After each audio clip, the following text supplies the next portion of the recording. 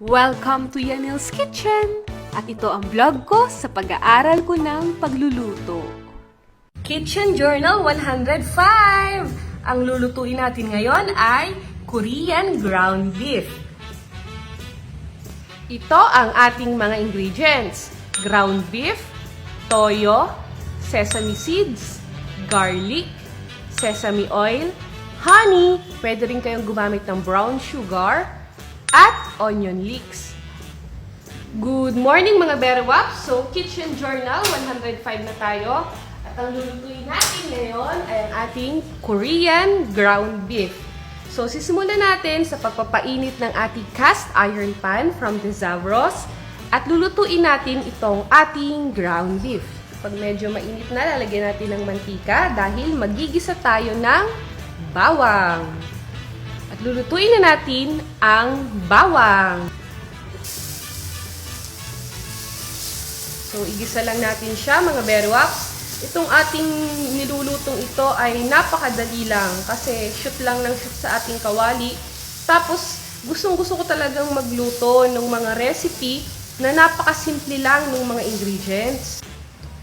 Medyo tinoasted ko yung aking bawang dahil yun ang gusto ko. Tapos, magre-grate ako ng luya. So, pwede namang hatiin nyo ng maliliit. Pero yung sa akin, mas bet kong i-grate siya. So, dadamihan ko dahil mahilig din ako sa lasa ng luya sa pagkain. Yan. Curry bells na yan, mga Berwaps. Pampabango na naman yung ating luya. Magdadagdag ako ng konting oil. Dahil naubos na yung oil sa paggigisa. So, ilagay na natin ating ground beef. Ayan.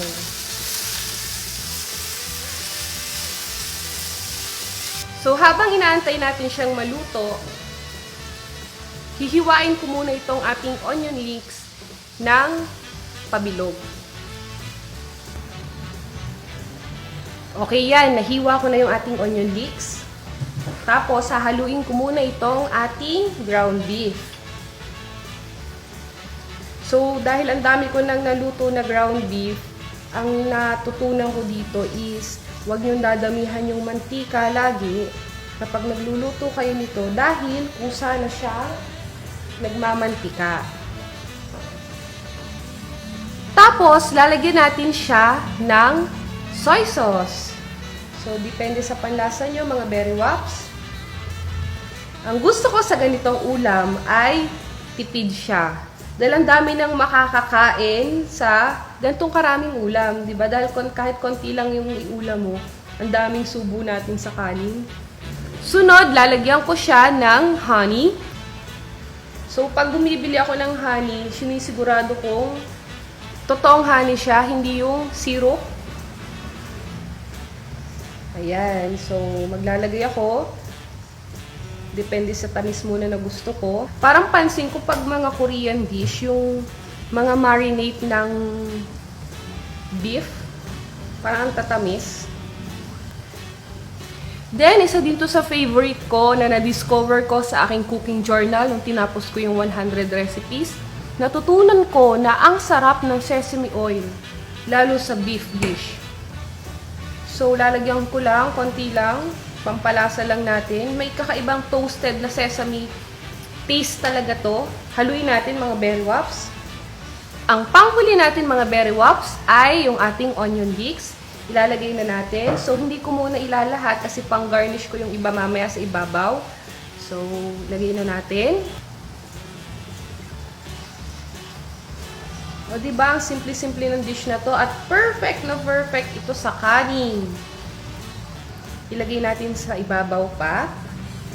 At ang pinakapanghuli natin ay i-garnish natin siya ng sesame seeds. Yan. So, yung sesame seed natin, na-toast ko na to sa kawali na walang mantika ha. So, niluto ko lang siya sa pan. Damihan natin. Ayan, luto ng ating Kitchen Journal 105! So, samahan nyo ako sa taste test ng ating Kitchen Journal na ito. Salamat, mga Berwaps! At titikman na po natin ang ating Korean ground beef. So, kuha lang ako ng konti. At titikman na natin. Ang nagagawa ko na lang lagi tuwing taste test ay sumasayaw sa camera. So yun, napakadali lang pong gawin. Subukan nyo na po mga Berry Wops. Maraming salamat po sa panonood ng aking Kitchen Journal 105. Thank you! Yaniel's Kitchen.